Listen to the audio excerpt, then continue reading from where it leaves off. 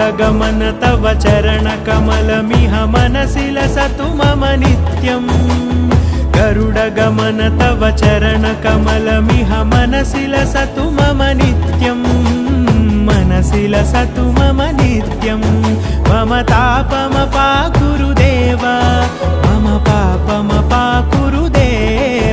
मम तापमपाकुरुदेव मम पापमपाकुरुदेव